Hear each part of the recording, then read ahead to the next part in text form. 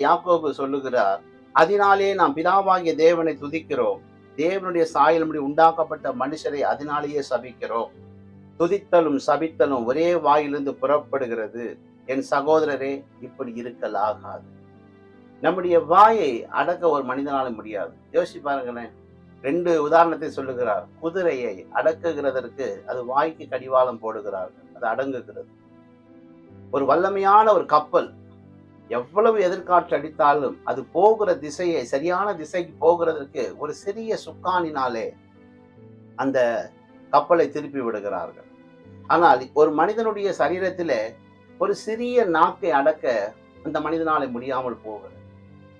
ஆகவே தான் வேதம் நமக்கு சொல்லுகிறது, மத்தேயு எழுதின சுவிசேஷம் 12வது அதிகாரம் 36வது வசனத்தை நீங்கள் வாசிப்பீர்கள் சொன்னா, மனுஷர் பேசும் வீணான வார்த்தைகள் யாவையும் குறித்து நியாய தீர்ப்பு நாளிலே கணக்கு ஒப்புவிக்க வேண்டும் என்று உங்களுக்கு சொல்லுகிறேன்.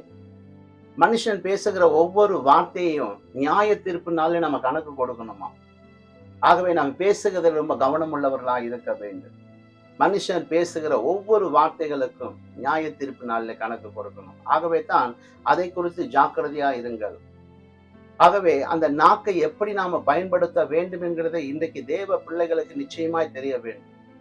இன்றைக்கு ஏன் ஒரு குடும்பத்தில் குழப்பம் வருகிறது? ஏன் சபைகளில பிரச்சனைகள் வருகிறது? ஏன் நம்ம சுற்றில இருக்கிற உறவுகளுக்கு மத்தியில பெரிய ஒரு குழப்பம் வருகிறதுன்னு சொன்னா, நம்முடைய வாய் சரியில்லாமல் போகிறபடினாலே, மற்றவர்களை குறித்து புறம் பேசுகிறபடினாலே, மற்றவர்களை குறித்து தவறான காரியங்களை பேசுகிறபடினாலே, மற்றவர்களை பரியாசம் பண்ணுகிறபடினாலே, மற்றவருடைய குறைகளை பெருசாய் நாம் போக்கஸ் பண்ணி பேசுகிறபடினாலே, அந்த இடத்துல ஒரு சமாதானத்துக்கு ஏதுவில்லாத காரியத்தை உண்டாக்கக்கூடிய ஒரு சூழ்நிலையை இந்த வாயினுடைய வார்த்தையினாலே உண்டாகிறது. ஆகவே தான் இயேசு கிறிஸ்து இப்படியாய் சொல்லுகிறார் 37வது வசனத்திலே, ஏனெனில் உன் வார்த்தையினாலே நீதிமான் என்று தீர்க்கப்படுவாய், அல்லது உன் வார்த்தையினாலே குற்றவாளி என்று தீர்க்கப்படுவாய். அப்ப நம்ம பேசுகிற வார்த்தையை வச்சுதான் நாம் நீதிமானா அல்லது நாம் குற்றவாளியா என்பதை வேதம் நம்மை பார்க்கும்படியாக நமக்கு அனுமதிக்கிறது. பேசாமல் இருந்தால் மூடனும் ஞானி என்று எண்ணப்படுவான் என்று சொல்லி சாலமோன் ஞானி சொல்லுகிறார். ஏன் என்று சொன்னா, பேசாம இருக்கிறவெல்லாம் புத்திசாலி இல்லை. நீ பேசாம இருந்தே என்று சொன்னா நீ யார் என்பதை மற்றவர்களால் அறிந்து கொள்ள முடியாது.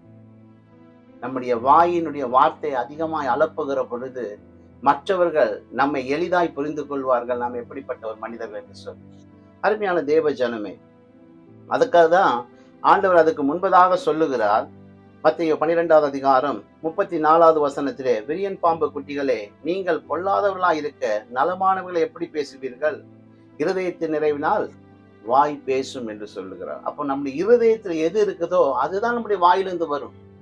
நம்முடைய இருதயத்தை நல்ல ஒரு நிலமாக நாம் மாற்றி வைப்போம் என்று சொன்னால், நம்முடைய இருதயத்திலே நல்ல நல்ல வார்த்தைகளினாலே ஒரு மகிழ்ச்சியினால் நாம் நிரம்பி இருப்போம் என்று சொன்னால், நாம் எதினாலே நிரம்பி இருக்கிறோமோ அதுதான் நம்முடைய வாயிலிருந்து புறப்படும். இன்றைக்கு மற்றவர்களை குறை சொல்லுகிறவர்களாக, மற்றவர்களை குற்றம் கண்டுபிடிக்கிறவர்களாக, மற்றவர்களை வேதனைப்படுத்துகிறவர்களாக நம்முடைய இருதயத்தை நிரப்பி வைத்திருப்போம் என்று சொன்னால் அதுதான் நம்முடைய வாயிலிருந்து புறப்பட்டு வரும். ஒரு காரியத்தை நல்லா யோசிச்சு பாருங்க. இந்த வார்த்தையை கேட்கிற நீங்க கொஞ்சம் யோசிச்சு பாருங்களேன். நம்முடைய இருதயம் எதினால் நிரம்பி இருக்கிறதோ அதுதான் நம்முடைய வாயின் வழியாய் வரும். ஆகவே தான் வேதம் நமக்கு சொல்லுகிறது, 35வது வசனத்தை நீங்க வாசிப்பீர்கள் சொன்னா, நல்ல மனுஷன் இருதயமாகிய நல்ல பொக்கிஷத்திலிருந்து நல்லவைகளை எடுத்து காட்டுகிறான், பொல்லாத மனுஷன் பொல்லாத பொக்கிஷத்திலிருந்து பொல்லாதவைகளை எடுத்து தருகிறான். யோசிச்சு பாருங்களேன். நம்முடைய இருதயம் எப்படி இருக்குதோ அதுதான் நம்முடைய வாயின் வழியா வருகிறது சொன்னா, என் இருதயம் எப்படி இருக்குதோ அது என் வாயின் வழியா வருகிற பொழுது அதுதான் என்னுடைய வாழ்க்கை, நான் யார் என்பதை காண்பிக்கிறேன். இந்த வார்த்தையை கேட்கிற உங்களுக்கு ஒரு காரியத்தை சொல்றேன். யாக்கோபு சொல்லுகிறார், நாவை ஒரு மனிதனாலும் அடக்க முடியாது. உண்மைதான். ஆனா இந்த அடக்க முடியாத நாவை நம்ம சரியான விதத்துல பயன்படுத்தலாம். ஒரு கத்தியை வச்சு கொலையும் பண்ணலாம், ஒரு கத்தியை வச்சு சமையலும் பண்ணலாம். சமைக்கிற பொழுது அது நம்முடைய உடம்புக்கு ஒரு ஆரோக்கியத்தை கொண்டு வருகிறது. அதே கத்தியை தவறாய் பயன்படுத்துகிற பொழுது ஒரு மனிதனை கொல்லுகிறதற்கோ ஒரு தவறான காரியத்தை செய்கிறதுக்கோ பயன்படுத்தி விடுகிறோம். ஆகவே இந்த நாவை அடக்க முடியாது என்று சொன்னா, இந்த நாவு எப்படிப்பட்ட காரியத்தை செய்கிறதோ அதுக்கு மாறான காரியத்தை நாம் செய்கிறவர்களா இருக்க வேண்டும். அதுக்கான முயற்சிகள் நாம் செய்ய வேண்டும். நாவை குறித்து வேதம் என்ன சொல்லுகிறது என்று சொன்னா, 34ஆம் சங்கீதம் 13வது வசனம் இப்படியாய் சொல்லுகிறது, உன் நாவை பொல்லாப்புக்கும் உன் உதடுகளை கபட்டு வசனிப்புக்கும் விலக்கி காத்துக்கொள். நீதிமொழிகள் 13வது அதிகாரம் 3வது வசனம் சொல்லுகிறது, தன் வாயை காக்கிறவன் தன் பிராணனை காக்கிறான், தன் உதடுகளை விரிவாய் திறக்கிறவனோ கலக்கம் அடைவான். விரிவாய் திறக்கணும்னா தேவையில்லாத காரியத்துக்கெல்லாம் மூக்கம் நுழைச்சி பேசுகிற பொழுது அந்த இடத்துல ஒரு கலகம் உண்டாகிவிடும்.